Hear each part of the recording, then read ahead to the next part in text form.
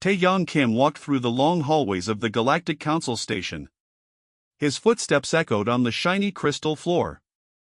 He had been making this same walk for 15 years now. Every day, the same meetings. Every day, the same dismissals. Every day, he smiled and pretended it didn't hurt. The council chamber was massive. It had to be big enough for all the different alien species. Some breathed oxygen like humans. Others floated in special containers filled with strange gases. The Vrau looked like giant living crystals that sparkled in the light. The Krell looked like huge insects with multiple eyes. The Nethics were clouds of glowing particles trapped in energy fields. Taeyang sat in the human section. It was smaller than most other sections and placed at the back of the room. This wasn't an accident. It was meant to show that humans didn't matter much to the council. They were newcomers. Primitives. Barely worth noticing. The council recognizes the human delegation, a voice announced through speakers. Taeyang stood up and walked to the speaking platform. He held a data tablet in his hands. Honored members, I come to request your help. The Krell have increased their tribute demands on our colonies by 40%. This breaks the agreements we signed 3 years ago. A Krell delegate made a clicking sound that meant laughter. The human complains about legal fees. Maybe if your species had invented faster travel sooner, you would have claimed better planets. Other delegates made sounds of agreement. Taeyang felt his chest tighten but kept his face calm. We simply ask that you honor the agreements we made. Noted and dismissed, the voice said. Next matter.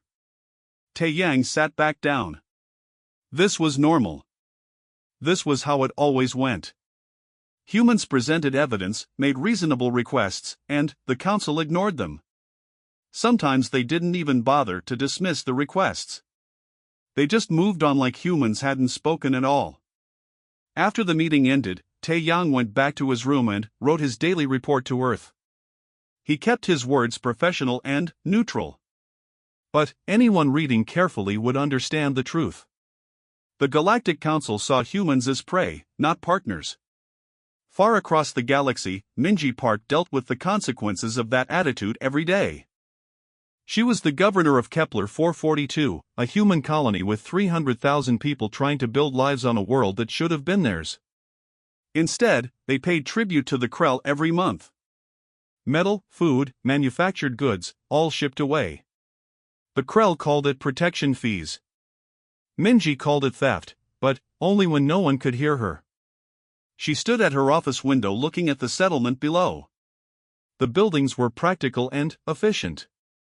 Human colonists had learned to build fast, to establish themselves quickly before someone could claim they hadn't properly occupied a world. The Krell still found ways to take what they wanted. Her assistant Juno entered with another tablet. The Krell are demanding access to the northern mining areas. They say we're not using them efficiently. Minji read through the demand. It was full of barely hidden threats. Prepare a response. We'll let them survey but keep control of operations. That's the third time we've given in this month, Juno said quietly. I know. Minji put down the tablet. But we're not strong enough to say no. Not yet. Those last 2 words hung in the air between them. Juno nodded and left without saying more. There were things you didn't say out loud, even in the governor's office. Things about construction projects that weren't in any records. Things about supplies that arrived labeled as farm equipment but went to facilities deep underground. In space above Kepler 442, a cargo ship called the Morningstar finished docking. Its captain, Doyen Choi, personally watched the unloading. To anyone watching, it was a normal cargo delivery. Food and building materials for a growing colony. The cargo manifest was accurate, as far as it went. But certain containers needed special handling. They went to special warehouses that only certain people could access. Inside those containers were parts that would eventually become defense systems the Galactic Council would never approve. Doyen had been running these routes for 8 years. He looked like a normal cargo captain, a bit overweight, always complaining about costs and fuel prices. His crew seemed equally ordinary.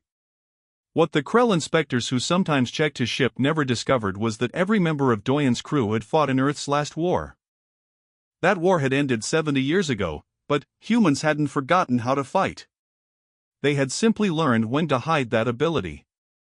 On Earth, deep underground in facilities that officially didn't exist, Admiral Binahan reviewed the latest reports.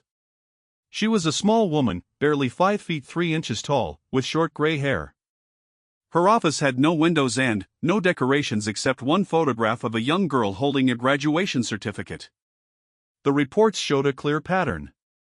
The Galactic Council's treatment of humanity was getting worse. Trade restrictions were tightening. Tribute demands were increasing. Several council species were making statements about humanity's genetic problems and dangerous emotions. The kind of language that usually came before worse things. Binna had seen this pattern before in Earth's history. The dehumanizing words. The steady increase of restrictions. The testing of boundaries to see what could be done without consequences. She touched a button on her desk. Status report on Project Red. A voice answered immediately. 93% ready, Admiral. We can be fully operational within 72 hours of your order. Continue current status. Maintain dark protocols. Understood. Binna ended the connection and went back to the reports. Humanity had been preparing for this since first contact with the Galactic Council. They had hoped it wouldn't be necessary. They had tried diplomacy, patience, and compromise. But they had also learned from history. Hope for peace. Prepare for war. The photograph on her desk showed Binna's granddaughter from 10 years ago. The girl was grown now, living on one of the colony worlds. Binna thought about her sometimes, about all the young people who had gone to the stars believing in a better future. The galaxy was teaching humanity that such beliefs were dangerous. That kindness was weakness. That civilized behavior made you a target. It was a lesson humanity would learn. But the galaxy would also learn something when the time came. They would learn that humanity's patience had limits. That their restraint was a choice, not a necessity. That choice could be unmade. Taeyang Kim prepared for another day of diplomatic theater. Minji Park managed her colony under occupation in everything but name. Doyen Choi loaded another shipment of hidden military parts. Binahan reviewed another set of emergency plans. All across human space, people went about their daily lives. They smiled at alien inspectors. They paid their tributes. They followed the rules made by species who thought humans were inferior. And they waited. The galaxy thought it knew humanity. Peaceful. Weak. Easy to control. The galaxy was wrong on all counts. But it would take something terrible for that truth to be revealed. In government buildings and military facilities across Earth, people monitored the situation. They watched the reports from the colonies. They tracked the Council's decisions. They noted every insult, every theft, every injustice. And they waited for the moment when patience would no longer be enough. When the careful diplomatic masks would have to come off. When humanity would have to show the galaxy what they really were. That moment was coming. Everyone could feel it. The tension was building like a storm on the horizon. Something was going to break. Something was going to push humanity past the point of restraint. When that moment came, the galaxy would learn a lesson it would never forget. That the quiet species in the back of the council chamber, the ones who smiled and compromised and seemed so weak, were none of those things. They were just waiting for a reason to stop pretending. The morning on New Jeju started like any other morning. Hyojin Yoon arrived at her classroom early, the way she always did. She taught 4th grade at Central Primary School. 1,200 students went to this school from all over the main settlement.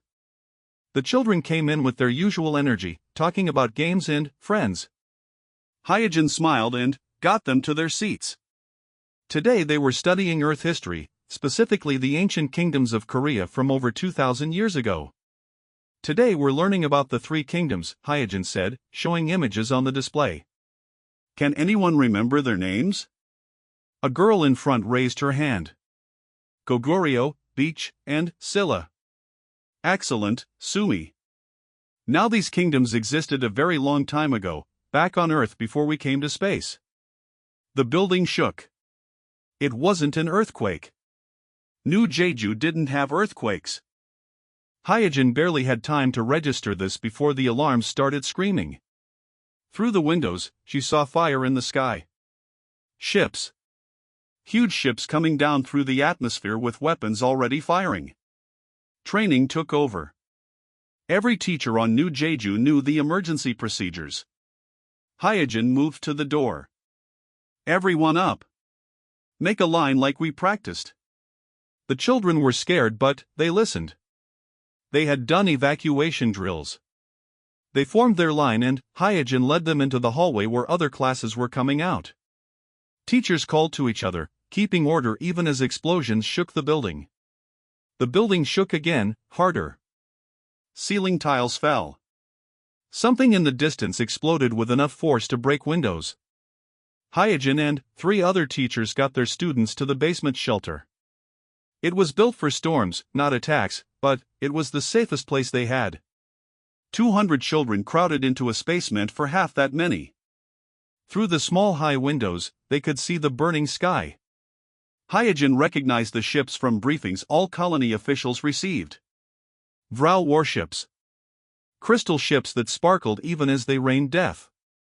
A teacher named Miho tried to get communications working. His hands shook as he worked his device. I can't get through.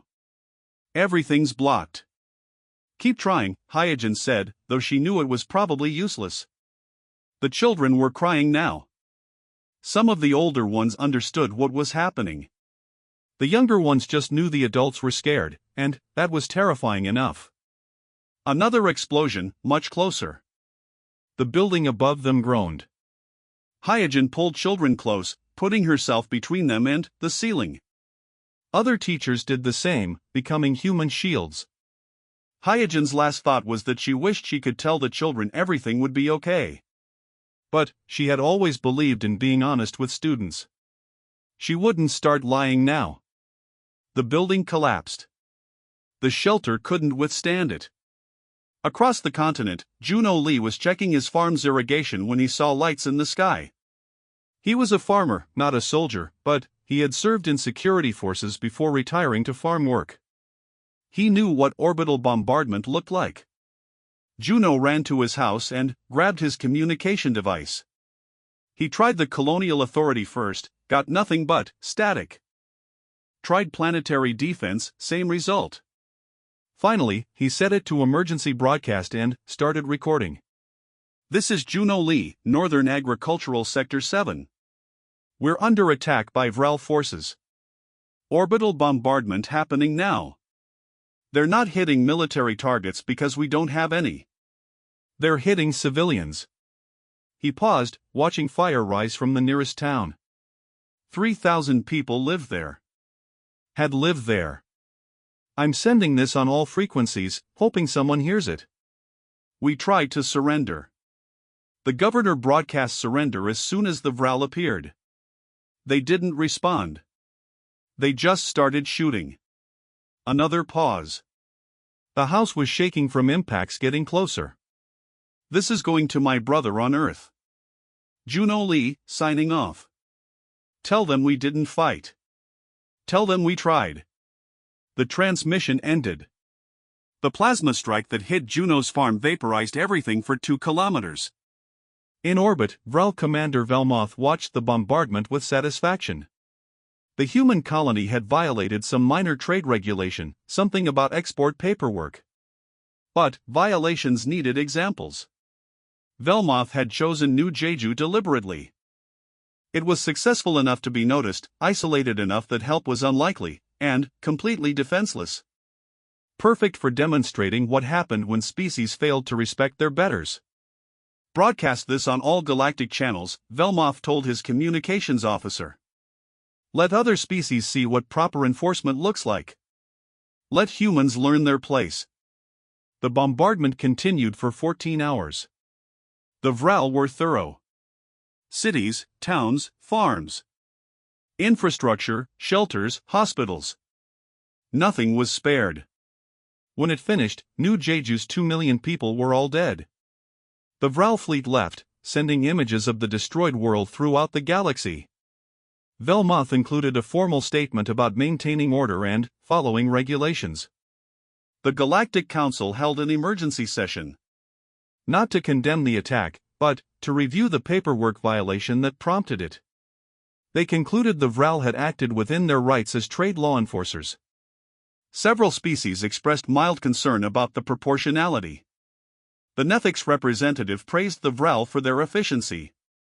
The Krell suggested that human emotional problems had probably caused the violation in the first place. Ambassador Tae-Young Kim sat in the human section and listened to all of it. He didn't speak. Didn't protest. Didn't beg for justice.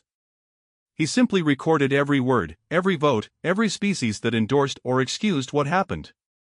When the session ended, he went back to his room and sent one encrypted message to Earth. 3 words only, they crossed it.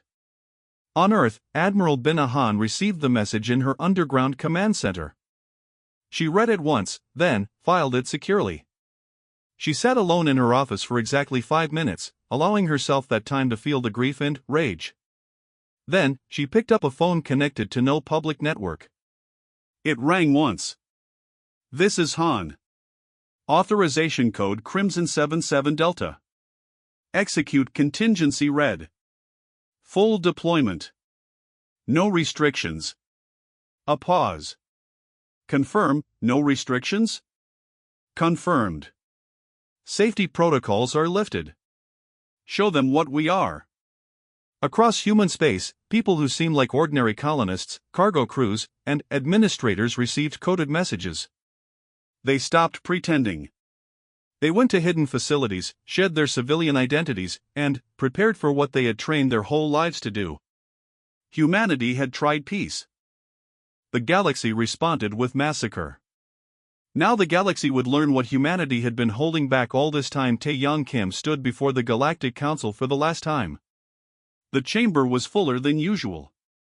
News that humanity was recalling all diplomatic personnel had spread fast.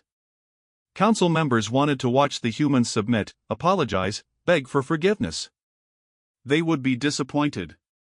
Tae-Young walked to the center speaking platform. He carried only a small data chip. His hands were completely steady.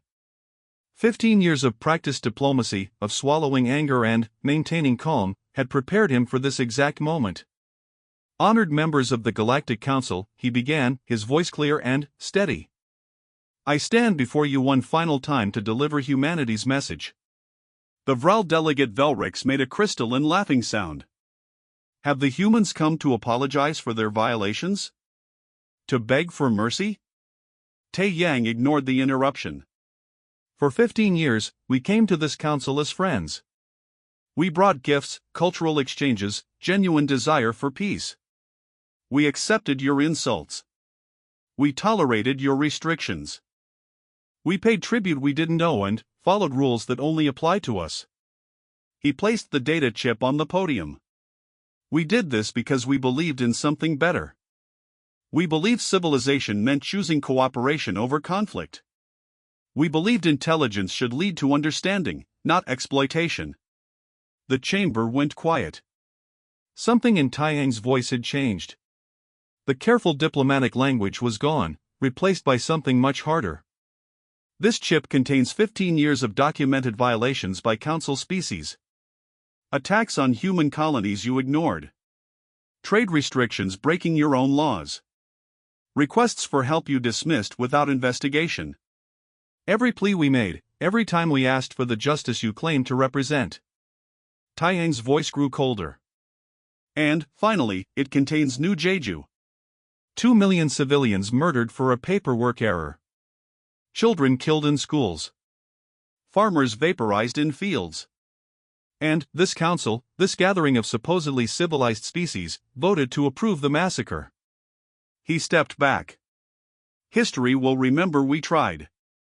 That we gave peace every chance. What happens next is entirely your fault.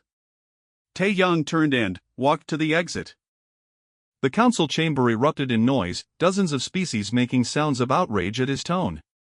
Velrix's voice cut through the chaos. The human threatens us? Humanity has no fleet. No weapons that concern us. They are nothing.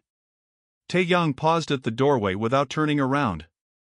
You're right about one thing. We're not what you thought. Then, he left. In orbit above Kepler 442, former Governor Minji Park went down into the command center that officially didn't exist. The facility had been built over 10 years, carved into the colony's moon and disguised as mining operations. Minji changed out of civilian clothes into a uniform she hadn't worn publicly for 15 years. The rank insignia showed Rear Admiral. Around her, hundreds of personnel did the same, revealing their true roles. Status report, she commanded, taking the command chair. Kepler defense grid is online, her tactical officer reported. All weapons platforms active. Stealth engaged. We're detecting Krell patrol ships in the outer system, but they haven't seen us. Maintain stealth until we get authorization from Earth Command. Minji looked at the tactical display. The weapons platforms around Kepler 442 had been built piece by piece, hidden among commercial satellites and mining equipment the Krell barely bothered inspecting. Human colonists had pretended to be helpless while building one of the most advanced defense networks in the sector. Authorization came 20 minutes later. All units, this is Earth Command. Execute Protocol Red. Repeat, execute Protocol Red. Rules of engagement, unrestricted defensive operations. Protect human assets by any means necessary. Minji felt something release in her chest. Years of playing the weak governor, of bowing to Krell demands, of watching them take while she smiled and complied. All of that was finished. Tactical, drop stealth. Lock weapons on all Krell vessels. Broadcast on all frequencies, any Krell ship that doesn't leave this system in 10 minutes will be destroyed. The Krell Patrol commander's response was predictable. Outrage, threats, demands for surrender. Minji let him talk for exactly 30 seconds, then nodded to her weapons officer. The orbital platform fired once. The Krell Patrol ship vanished in a flash of light visible from the planet. 9 minutes, Minji said calmly. The remaining Krell ships fled. Doyen Choi stood on the bridge of what had been the freighter Morning Star. The civilian hull had been dropped, revealing the warship underneath. The ship that emerged was sleek, covered in weapons, built with technology the Council didn't know humans had. His crew worked with smooth efficiency. They had trained for this for years, running simulations during long cargo runs, preparing for a day they hoped would never come. All systems green, his tactical officer reported. Railguns charged. Missiles loaded. Point defense online. Fleet status? Doyen asked. 312 vessels completed transformation. Earth Command is sending target packages now. Doyen studied the display. Across human space, similar ships were emerging. Freighters, passenger ships, mining vessels, all dropping their disguises. And, from Earth, from hidden shipyards on the moon's far side, the real fleet was launching. Warships built in complete secrecy over 20 years. Ships designed for one purpose, winning a war against enemies with better numbers and technology. Humanity had studied every Council species.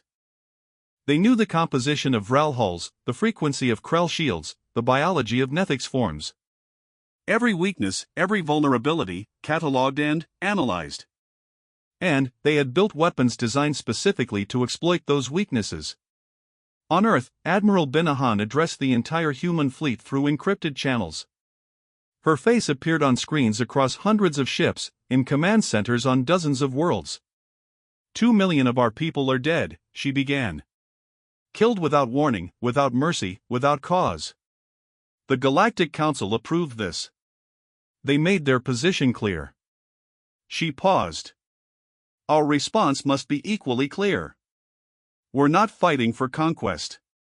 Not for territory or resources. We're fighting because we will not allow genocide to go unanswered. All ships have authorization for unrestricted military operations against designated targets. Priority 1, Vral Supremacy Fleet. Priority 2, any Council forces that interfere. Rules of engagement: minimize civilian casualties, but protect yourselves and complete missions. Binna's expression hardened. Show them what we are. Show them what they unleashed. Make them understand that humanity's patience was a gift they should have valued. She raised her hand in salute. For New Jeju. Across the fleet, the response echoed back, for New Jeju. The ships began moving. Not random attacks, but coordinated strikes based on decades of planning. Humanity had watched and learned while the Council dismissed them as primitive. They had studied galactic warfare while playing helpless colonists. The galaxy was about to discover that humanity's weakness had been an act. And the performance was over. The Vral Supremacy Fleet moved through space with absolute confidence. 200 warships, crystal structures that glittered like deadly jewels. They were being sent to Earth to punish humanity's rebellion, to teach them the price of defiance. Commander Shulvax led the fleet. He had reviewed intelligence on human military capabilities. Primitive kinetic weapons. Basic shields. Chemical propulsion barely beyond early space age. This would be simple extermination. The fleet reached Earth's solar system outer edge, the region humans called the Oort Cloud. Sensors showed no resistance, no defenses. The path to Earth was clear. Maintain formation, Shulvex ordered. Prepare bombardment solutions for all human population centers. The first railgun round hit his flagship at 40% light speed. The projectile was just a tungsten rod, nothing exotic. But, at that speed, it carried more energy than most ship weapons could generate. It punched through Vral shields like they weren't there and shattered the crystal hull into fragments. Shulvex died without understanding what killed him. Commander Sujin Khan watched from the bridge of Gwangju's vengeance. The human fleet had been waiting in the Oort Cloud, invisible to Vral sensors. Stealth technology was one of humanity's specialties. When you expect to fight enemies with better numbers, you learn to hide. All ships, open fire, Sujin commanded. The human fleet revealed itself. 50 warships against 200. On paper, impossible odds. But, the Vral had calculated those odds based on false assumptions. The railguns fired in coordinated volleys. Each shot was calculated by AI systems more advanced than anything the Council had. The Vral had computers. Humans had developed true artificial intelligence and spent a century refining it. Vral shields collapsed under sustained fire. Their crystal hulls that seemed invulnerable shattered into expanding debris clouds. Ships that had terrorized a dozen species were destroyed in seconds. The Vral tried to return fire. Their energy weapons were powerful, able to melt through standard armor. But human ships didn't stay still. They moved in patterns no Council species used, random and unpredictable, making targeting impossible. And, when Vral weapons did hit, they struck layered armor designed specifically to handle energy weapons. Humanity had studied every recorded Vral battle and built ships to counter their tactics. The Vral tried to adapt. Some ships tried closing to ram with their crystal hulls. Human point defense eliminated them before they got close. Others tried to flee. Human missiles with AI targeting hunted them down. 8 minutes after engagement began, it was over. 200 Vral warships reduced to wreckage. The human fleet had lost 0 ships. 3 reported minor damage, nothing that couldn't be repaired. Sujin stared at the tactical display, at the field of destroyed ships. She felt no joy. This wasn't a game. This was extermination, and it sickened her even though she knew it was necessary. Broadcast engagement data on all galactic frequencies, she ordered. Make sure everyone sees what happened. Across the galaxy, military analysts from dozens of species watched the footage in stunned silence. Every assumption about humanity was wrong. The weapons technology alone was generations ahead of Council equipment. But, more disturbing was the tactical execution. Humanity fought like a species that had been preparing for war while everyone assumed they were helpless. Every movement calculated. Every shot precise. No wasted effort, no hesitation. Wu Jinnam sat in a secure Earth facility, directing information warfare. While the military fought with weapons, his job was fighting with data. He released centuries of intercepted galactic communications. The Council species thought their transmissions were secure. They never considered that primitive humans might have signals intelligence exceeding their own. The released files showed everything. Vral extermination campaigns against 3 species. Krell slave operations on 12 worlds. Nethic's manipulation of trade routes to starve civilizations. Every atrocity, every crime, all committed by species claiming to represent civilization. Wu Jin distributed the data widely, to every species in the galaxy. He wanted everyone to see the truth. The Galactic Council wasn't a force for peace. It was a protection racket run by predators who never faced consequences. Captain Yuna Shin led Strike Group 7 toward Vral mining colonies. Her orders were specific: destroy military infrastructure, disable economic capability, minimize civilian casualties. Humanity wasn't trying to commit genocide in return. They were trying to break the Vral's ability to wage war. The colonies had defensive platforms, but they were designed for Council-level threats. Human weapons cut through them effortlessly. Yuna's ships disabled mining equipment, destroyed processing facilities, eliminated defensive positions. When Vral security forces tried evacuating civilian workers, Yuna's ships didn't fire. They let them go. Orders were orders, and Admiral Han had been explicit. This was about justice, not revenge. But military targets received no mercy. Shipyards became rubble. Weapon factories reduced to molten craters. Supply depots vanished in nuclear fire. The Vral economy built on conquest and exploitation was dismantled in 3 weeks. Infrastructure that took centuries to build was gone. The Krell Dominion tried mobilizing a response. They assembled 800 warships, the largest military force deployed in decades. They would crush the humans and restore order. They didn't make it out of their home system. Human intelligence had mapped every Krell military installation, every fleet staging area. When the Krell fleet began assembling, human long-range missiles struck. Not at ships, but at fuel depots, ammunition stores, command centers. The Krell fleet found itself stranded without fuel, supplies, or coordination. They surrendered without firing a shot. Agent Jian Seo worked behind enemy lines, coordinating with resistance movements on conquered worlds. Not every species benefited from Council rule. Many were victims, forced to comply through threat of extermination. Jian provided weapons, intelligence, hope.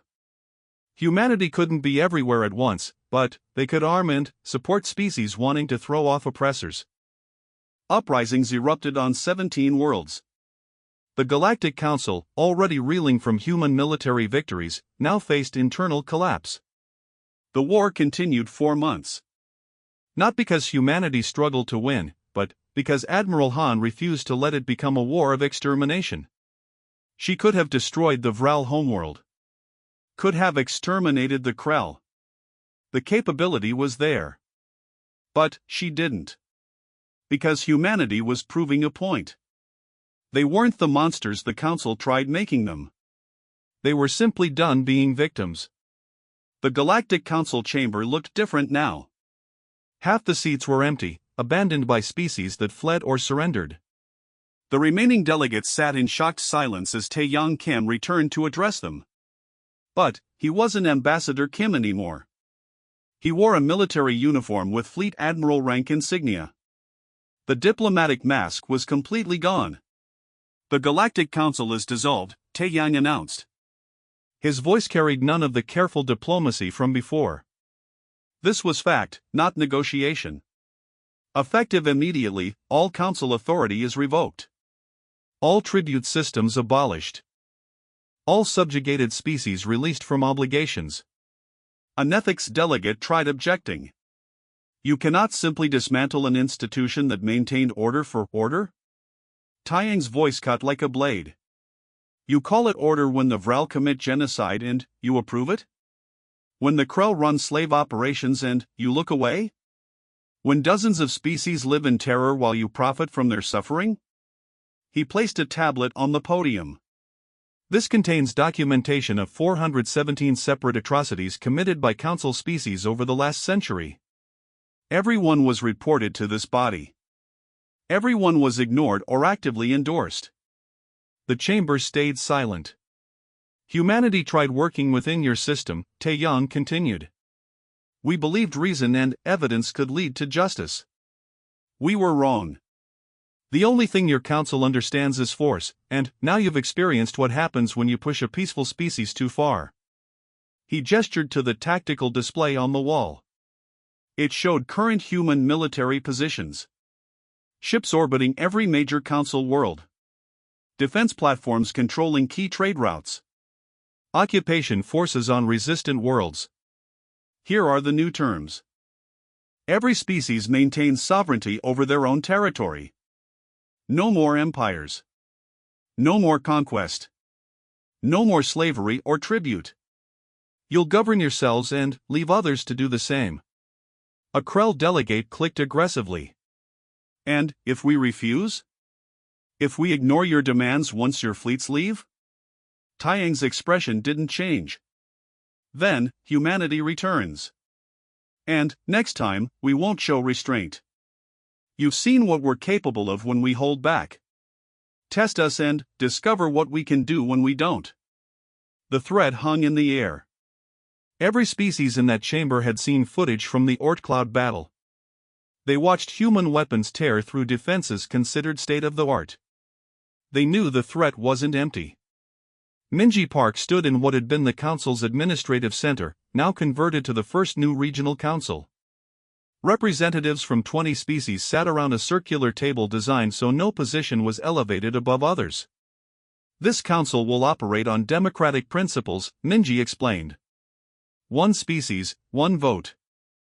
Decisions require majority approval, but any decision affecting a specific species needs their consent.